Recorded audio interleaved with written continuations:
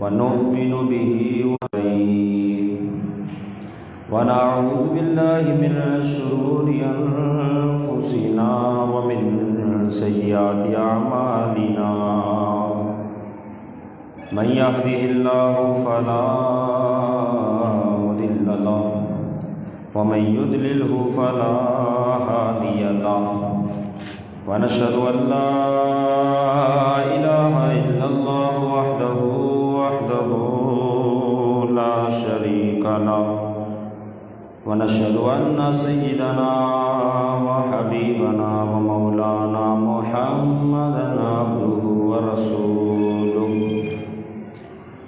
أما بعد فأعوذ بالله من الشيطان الرجيم بسم الله الرحمن الرحيم والعصر إن الإنسان لفي خسر صدق الله العظيم وصدق رسوله النبي الكريم الأمين قال النبي صلى الله تعالى عليه وسلم نعمتان مغبون فيهما كثير من الناس الصحة والفراغ أو كما قال النبي صلى الله تعالى عليه وسلم إن الله وملائكته يصلون على النبي يا أيها الذين آمنوا صلوا عليه وسلموا تسليما اللهم صل على سيدنا ومولانا محمد طب القلوب ودوائها وعافية الأبدان وشفائها ونور الأبصار وضيائها وعلى آله وصحبه وبارك وسلم مولاي صل وسلم دائما أبدا على حبيبك خير الخلق كلهم اللہ جل جلالہ واتم برہانہ وعظم شانہ کی حمد و سلام سرکار فخر کائنات قائد المرسلین خاتم النبیین احمد مجتبیٰ جناب محمد مصطفیٰ صلی اللہ تعالیٰ علیہ وسلم کی بارگاہ میں درود و سلام کا نذرانہ پیش کرنے کے بعد اس رب ذوالجلال کی دی ہوئی توفیق سے الحمدللہ جمعۃ المبارک کی مبارک ساعتیں ہم مسجد میں گزارنے کی سعادتیں حاصل کر رہے ہیں۔ اللہ رب العزت ان سعادتوں کی برکت اور اس کے طفیل آج کے دن کی رحمتوں برکتوں عظمتوں سے ہم سب کو مالا مال فرمائیں۔ آج کا جمعۃ المبارک کا موضوع وقت کی اہمیت، یقیناً یہ انتہا درجے کا اہمیت والا موضوع ہے کہ اللہ رب العزت نے ہمیں جو وقت عطا فرمایا ہے اس کی ہمیں کتنی قدر ہونی چاہیے، اور یہ شب و روز ہمیں کہاں پر گزارنے چاہیے۔ اور وہ لوگ جنہوں نے اپنے ان اوقات کو ضائع کیا تو وہ کتنے بڑے خسارے اور نقصان میں رہے۔ اس حوالے سے انشاءاللہ گفتگو ہوگی۔ اللہ رب العزت مجھے حق و سچ بیان کرنے کی توفیق عطا فرمائے، بعد ازاں ہم سب کو صحیح طور پر سننے، سمجھنے، عمل کرنے اور دوسروں تک پہنچانے کی توفیق عطا فرمائے۔ انسان کی زندگی جو کہ وقت پر متعین ہے، وقت کے ساتھ محدود ہے، ان ساعتوں میں، ان لمحات میں، ان سیکنڈوں، منٹوں، گھنٹوں میں اور ان گھڑیوں میں شب و روز، دن، ہفتہ، مہینہ، سال، یہ ہر روز بروز انسان کی زندگی سے اس کی زندگی کے ایام کو ختم کرتے جا رہے ہیں۔ عقل مند وہ شخص ہے جو ان ساعتوں کو غنیمت جانتے ہوئے، ان لمحات کو غنیمت جانتے ہوئے اور ان شب و روز کی قدر کرتے ہوئے فکر آخرت میں مشغول ہو جائے۔ سب سے بڑا کامیاب وہی شخص ہے، کیونکہ وقت کو کوئی نہیں روک سکتا، وقت کو چلنا ہی ہے، گزرنا ہی ہے۔ البتہ ہماری زندگیاں چونکہ محدود ہے تو اس کو ختم ہونا ہے، وقت ختم نہیں ہوگا، وقت تو قیامت تک اسی طرح چلتا رہے گا۔ لیکن ہماری زندگی جو ہے وہ شب و روز کم سے کم ہوتی جا رہی ہے اور ختم سے ختم ہوتی جا رہی ہے۔ آپ علیہ الصلاۃ والسلام نے اسی جانب اشارہ کر کے بڑی پیاری بات ارشاد فرمایا نعمتانی، دو نعمتیں ایسی ہیں کہ مغبون فیہما کثیر من الناس، بہت سارے لوگ، دو چار نہیں، فرمایا بہت سارے لوگ، بہت بڑی تعداد ہے جو ان دو نعمتوں کے بارے میں خسارے میں ہے، نقصان میں ہے۔ وہ دو نعمتیں کون سی ہیں جس کی جانب آپ علیہ الصلاۃ والسلام نے اشارہ فرمایا الصحۃ والفراغ، صحت اور فارغ اوقات۔ فرمایا یہ دو نعمتیں رب تعالیٰ کی طرف سے اتنی بڑی نعمت ہے کہ اکثر لوگ ان نعمتوں کو بھولے ہوئے ہیں اور خسارے میں ہیں۔ صحت کے حوالے سے دیکھا جائے تو اس اعتبار سے کہ بندے کے پاس صحت ہے تو اس صحت کی قدر کرتے ہوئے رب کی عبادت میں مشغول ہو جائے، اپنا شب و روز بہتر سے بہتر کر لے، تو یقیناً یہ صحت کی نعمت، اس نعمت سے اس نے بھرپور فائدہ اٹھایا۔ اس کے برعکس اگر اس صحت کی نعمت کا قدر نہ کی اور بیماری نے آ کے گھیر لیا، اب سوائے افسوس اور خسارے کچھ نہیں۔ اب اس صحت کو یاد کیا جائے گا کہ کاش وہ صحت ہوتی تو میں یہ عبادت کرتا، ایسے اعمال کرتا، رب کو راضی کرتا، لیکن اب وقت گزر چکا۔ اس لیے پیارے محبوب علیہ الصلوۃ والسلام نے فرمایا مغبون فیما کثیر من الناس، بہت سارے لوگ خسارے میں ہیں اسی وجہ سے کہ اپنی صحت کی قدر نہیں کر رہے۔ دوسرا فرمایا والفراغ، کہ فارغ جو اوقات ہیں ان اوقات کو اس طریقے سے ضائع نہ کیا جائے، بلکہ ان اوقات میں بھی رب تعالیٰ کی عبادت کر کے اس کو راضی کرنے کی کوشش کی جائے، کیونکہ یہ فارغ موقع آج میسر ہے، ہو سکتا ہے آنے والے وقتوں میں نہ ہو سکتا ہے آنے والے وقتوں میں یہ ہم سے دور کر لیا جائے۔ بے شمار ایسے لوگ ہیں معاشرے میں جو اتنے مصروف ہیں ان کو فارغ ہونے کا وقت ہی نہیں ملتا۔ تو آج جب فارغ معاملات ہمارے سامنے ہیں، وقت کی فرصت ہے، تو ہماری چاہت، تمنا اور التجا یہ ہونی چاہیے کہ اس فارغ وقت کی قدر کرتے ہوئے ان اوقات کار کو رب تعالیٰ کی عبادت میں خرچ کیا جائے۔ تو آپ علیہ الصلوۃ والسلام نے فرمایا صحت اور فراغ یعنی فارغ اوقات یہ ایسے ہیں کہ اکثر لوگ جو ہے اس بڑی نعمت کو چھوڑے ہوئے ہیں اور اس نعمت کے ہونے کے باوجود خسارے میں ہیں، کیونکہ اس سے فائدہ نہیں اٹھا رہے۔ امام اعظم ابو حنیفہ رحمہ اللہ کی بارگاہ میں ایک شخص آتا ہے، ان کا نام بتایا جاتا ہے مصر بن کدام۔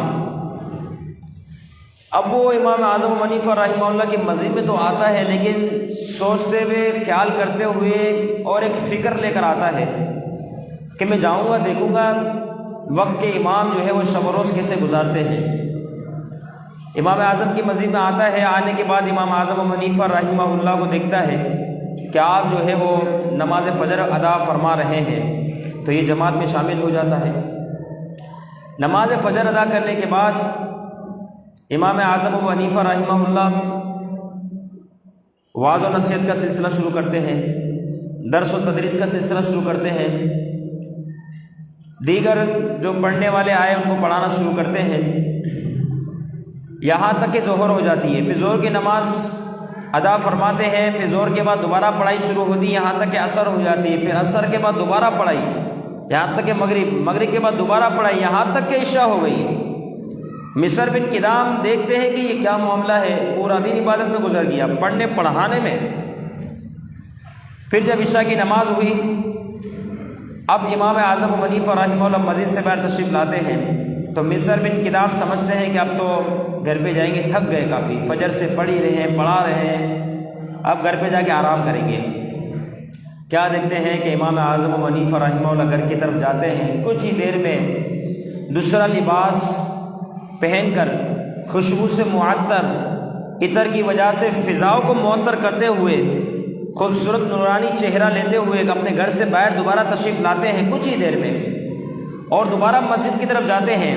مصر بن کدام ان کے پیچھے پیچھے جاتے ہیں، اور کیا دیکھتے ہیں کہ امام اعظم ابو حنیفہ رحمہ اللہ مسجد کے کونے پر نفل کی نیت سے نماز شروع کر دیتے ہیں۔ یہاں تک کہ نفل پڑھتے پڑھتے پڑھتے صبح صادق ہو جاتی ہے، ساری رات عبادت میں گزر گئی۔ مصر بن کدام دیکھتے ہیں، بولے یہ کیا معاملہ ہے؟ پھر اس کے بعد امام اعظم ابو حنیفہ رحمہ اللہ دوبارہ مسجد سے باہر تشریف لاتے ہیں، گھر پہ جاتے ہیں، نماز جو دوسرا لباس تھا وہ لباس پہنتے ہیں، اور دوبارہ مسجد کی طرف آتے ہیں، نماز فجر کا اہتمام کرتے ہیں۔ پورے 24 گھنٹے اس طرح گزر گئے۔ فرماتے بس ظہر سے کچھ دیر پہلے کا وقت تھا، اس میں امام اعظم ابو حنیفہ رحمہ اللہ نے کچھ دیر آرام کیا۔ مصر بن کدام کہتے ہیں میں اتنا متاثر ہوا کہ کوئی اتنی بھی عبادت کرنے والا ہو سکتا ہے، لہٰذا میں نے اسی وقت سوچ لیا کہ اب میں ان کی خدمت کروں گا، ان کے پاس ہی رہوں گا۔ اور دیکھنے والوں نے دیکھا کہ انہوں نے امام اعظم حنیفہ رحمہ اللہ کی بارگاہ میں حاضری دی، مکمل آپ کے پاس رہے، یہاں تک کہ جب مصر بن کدام کا وصال ہوا تو امام اعظم حنیفہ رحمہ اللہ ہی کی مسجد تھی، اور اب سجدے کی حالت میں تھے، آپ کی روح پرواز کر گئی۔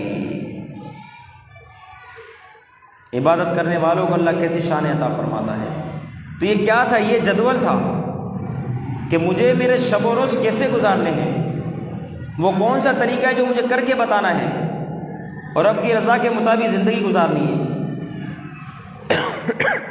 تو انہوں نے اس طریقے سے وقت گزارا۔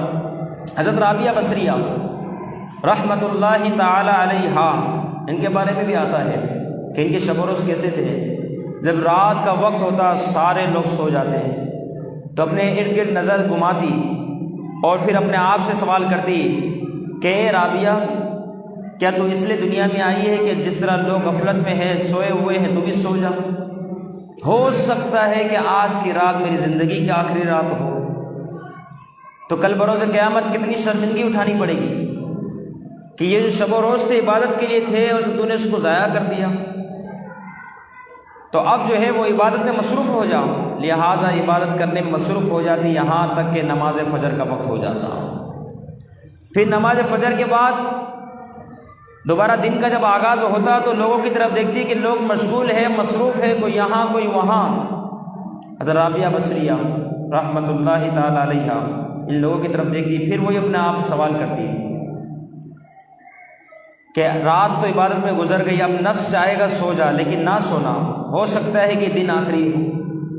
اس لیے علماء دین فرماتے ہیں، بزرگان دین نے بھی لکھا کہ ہر نماز کو بندہ یہ سوچ کر ادا کرے کہ ہو سکتا ہے میری یہ نماز زندگی کی آخری نماز ہو، اگلی نماز میں نہ پڑھ سکوں اور روح پرواز کر جائے، ممکن ہی آخری نماز ہو۔ جب بندہ یہ سوچ کے نماز پڑھے گا، اس کو انتہا درجے کا خشوع و خضوع نصیب ہوگا، تو کب اس کی سوچ بن گئی کہ ہو سکتا ہے میری زندگی کی آخری نماز ہو۔ تو رابعہ بصریہ انہوں نے بھی اسی طریقے سے خیال کیا کہ ہو سکتا ہے میرا دن یہ آخری دن ہو، بروز محشر کیا جواب دوں گی؟ کیا آخری دن تھا تو عبادت سے غافل رہی؟ پھر آپ خود اپنے آپ سے سوال کرنے لگی اور کہنے لگی کہ قبر میں جب جائیں گے تو لمبی مدت کے لیے سونا ہے، وہاں آرام ہی آرام ہے نیکوکار لوگوں کے لیے، تو اس مختصر سی جو زندگی ہے اس کو عبادت میں وقف کیا جائے اور قبر میں جا کے پھر لمبا آرام کیا جائے، رب تعالیٰ کی طرف سے جو نعمتیں ہیں وہ عطا کی جائے گی، اس سے لطف اندوز ہوتے ہوئے آرام کیا جائے، تو یہ قدر بہتر ہے کہ بندہ دنیا میں آرام کر لے۔ یہ سوچتے ہوئے، سمجھتے ہوئے، جانتے ہوئے آپ نے دن کے آرام کو بھی ترک کر دیا، اور یہاں تک آپ کے بارے میں آتا ہے کہ آپ نے 50 سال پورے اسی طریقے سے گزارے، کیسی کامل عبادتیں کی کہ کبھی نرم بستر پر آپ نہ لیٹی، کبھی اپنے سر کے نیچے تکیہ نہ رکھا، بس ہمیشہ خوف خدا میں رہی۔ تو یہ وقت کی اہمیت تھی کہ زندگی کا ایک ایک لمحہ کتنا قیمتی ہے، ایک ایک لمحہ جسے ہم بآسانی گزار دیتے ہیں۔ مالک بن دینار رحمہ اللہ کیا فرماتے ہیں اس دن اور رات کے بارے میں؟ آپ فرماتے ہیں کہ اللہ رب العزت کی طرف سے تمہیں دو خزانے دے دیے گئے، ایک ہے دن، دوسری ہے رات۔ یہ خزانہ ہے۔ اب آگے آپ فرماتے ہیں آپ دیکھا جائے گا کہ تم اس خزانے کو کہاں پر خرچ کرتے ہو۔ دونوں اتنے بڑے خزانے ہیں یہ، جس کو ہم نے آسانی سے ضائع کیا ہوا ہے۔ ہر روز دن اور رات آتے ہیں اور گزر جاتے ہیں، لیکن ہمیں ذرہ برابر بھی احساس نہیں ہوتا کہ یہ دن اور رات کتنی بڑی حیثیت رکھتے ہیں۔ لیکن جن لوگوں نے دن کو صرف کمائی کا ذریعہ سمجھ لیا اور رات کو صرف آرام کا ذریعہ جان لیا، کیا کیا انہوں نے اپنی زندگی میں؟ دونوں خزانوں کو ہی ضائع کر دیا۔ کیا زندگی اس لیے دی گئی تھی کہ دن میں فقط کاروبار، تجارت، معیشت، حلال رزق کے پیچھے بندہ مصروف ہو جائے؟ حالانکہ ایسا بھی تھا، یہ بھی تھا، ضروری تھا کہ وقت کے ساتھ ساتھ تاکہ لوگوں کے آگے ہاتھ نہ پھیلایا جائے، لیکن اسی دن کے اندر معیشت، تجارت، معاشی لین دین، ان کے ساتھ ساتھ عبادت کا بھی تو معاملہ تھا۔ یہ کہاں سے ہم نے جان لیا کہ دن صرف تجارت کے لیے ہے؟ تجارت کے ساتھ اگر عبادت بھی ہو جائے تو کتنی برکت ہی برکت نصیب ہو جائے۔ ہونا تو یوں چاہیے تھا، جیسے اس ڈرائیور کے بارے میں آتا ہے، ایک شخص تھا ہمارے یہاں پاکستان کا رہنے والا، پنڈی سے جو ہے وہ فیصل آباد کے لیے اس کی گاڑی چلتی ہے، ڈرائیور ہے۔ تو ایک شخص تھا جو اس گاڑی میں سوار ہوا، اس بس میں۔ اب ڈرائیور کی عادت ہوتی ہے کہ وقتاً فوقتاً کنڈکٹر سے کچھ نہ کچھ بات کرتا ہے، اس کا شغل ہے کچھ نہ کچھ بات ہو جائے۔ اب وہ ایک شخص تھا جو خود بھی صحیح تھا، صحیح سوچ اور صحیح سمجھ رکھنے والا، وہ اس ڈرائیور کی طرف دیکھتا ہے اور سوچنے پر مجبور ہوتا ہے کہ میں نے سارا راستہ پنڈی سے فیصل آباد اس شخص کو دیکھا، کوئی ایک بات نہیں، کوئی ایک گفتگو نہیں، کسی سے بھی نہیں، صرف ڈرائیونگ، صرف گاڑی چلانا۔ اب اس نے ذرا غور کیا تو اس کے لب ہل رہے ہیں۔ ابھی اور زیادہ حیران ہوا کہ کچھ پڑھ رہا ہے یہ بندہ، اگرچہ آواز نہیں آ رہی لیکن لب ہل رہے، برابر لب ہل رہے، پورا راستہ لب ہلتے رہے، بات اس نے کسی سے نہیں کی لیکن لب ہلتے رہے برابر۔ اب یہ گاڑی پنڈی سے جب فیصل آباد پہنچی تو یہ جو مسافر تھا، جو کہ اس کو بڑے غور و فکر سے دیکھ رہا تھا، اترنے لگا تو اس ڈرائیور کے پاس جاتا ہے اور کہنے لگا کہ میں جا رہا ہوں، ایک بات آپ سے پوچھنی تھی کہ میں نے آپ کے ساتھ پنڈی سے فیصل آباد کا سفر کیا، اتنا طویل سفر، لیکن میں نے آپ کو کسی سے بات چیت کرتے ہوئے نہیں دیکھا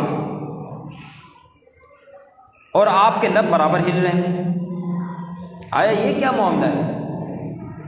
اب دیکھیں جس نے اپنے وقت کی قدر کی نا تو وہ کیا کچھ کر سکتا ہے، اور یہ ایسا موقع ہے جو ہم سب کو میسر آتا ہے، اس موقع سے کوئی خالی نہیں۔ ہم میں سے کوئی شخص یہ نہیں کہہ سکتا کہ ہمیں اتنا بھی موقع نہیں ملتا، اتنا موقع ملتا ہے۔ اب وہ کس طرح یہ سنے؟ تو اس شخص نے بڑا اصرار کیا، ڈرائیور صاحب تھے وہ بتانے کے لیے تیار نہیں، یہ شخص سے پوچھے جا رہے ہیں۔ جب بہت زیادہ ضد بحث ہوئی نا تو اس کے بعد ڈرائیور نے کہا تم نے بہت دیر سے میرا پیچھا کیا ہوا ہے اور مجھے نہیں جانے دے رہے، لہٰذا اب جب اتنا اصرار ہو گیا تمہاری طرف سے تو میں تمہیں بتاتا ہوں، ورنہ کبھی نہ بتاتا۔ پھر وہ کہتا ہے کہ ڈرائیور کہ میں اللہ رب العزت کے فضل و کرم سے حافظ قرآن ہوں، حافظ ہوں۔ اچھا، حافظ تو بہت سارے ہوتے ہیں، بہت سارے، علیہ باللہ ایسے ایسے بھی حفاظ کرام ہوتے ہیں جن کو قرآن شریف پڑھنے کی بھی توفیق نہیں ہوتی، حفظ کرنے کے بعد اتنے زیادہ دنیا دار بن جاتے ہیں، علیہ باللہ ثم علیہ باللہ، آسانی سے جو ہے وہ قرآن مجید بھلا دیتے ہیں۔ ایسے ایسے بھی لوگ ہیں، حفظ کرنے کے بعد بھلا دیا، کیونکہ حدیث مبارکہ میں آتا ہے کہ قرآن مجید کو دہراتے رہو کیونکہ یہ وحشی جانور سے بھی زیادہ بھاگنے والا ہے۔ حفظ کرنے کے بعد ذرا برابر آپ نے اس کو چھوڑ دیا، ذرا برابر، تو سمجھ لینا کہ یہ قرآن مجید تم سے دور ہو گیا۔ اب یہ نہ کہو کہ میں بھول گیا، بلکہ یہ کہو کہ قرآن نے مجھے بھلا دیا، کیونکہ تم اس قابل ہی نہ رہے کہ تمہارے سینے میں قرآن محفوظ رہتا ہوں۔ تو بہرحال حافظ تو بہت سارے، لیکن یہ کیسا حافظ ہے؟ اچھا ہوا کیا، یہ کیا کرتے ہو پھر آپ؟ لب ہلاتے رہتے ہو اور خاموش رہتے ہو۔ تو کہتا ہے میں حافظ ہوں، اور اللہ رب العزت کے فضل و کرم سے جب پنڈی سے فیصل آباد گاڑی آتی ہے تو میں اسی راستے میں 15 پارے پوری تلاوت کر لیتا ہوں، 15 پارے۔ اور پھر وہ کہتا ہے کہ میں دوبارہ پھر فیصل آباد سے پنڈی کی طرف گاڑی کو لانا ہوتا ہے، اس اثناء میں دوبارہ 15 پارے کی تلاوت کر لیتا ہوں۔ تو الحمدللہ تجارت بھی میری ہو جاتی ہے، کاروبار بھی ہو جاتا ہے، اور ساتھ ساتھ رب تعالیٰ کے فضل و کرم سے ایک قرآن مجید مکمل ہو جاتا ہے۔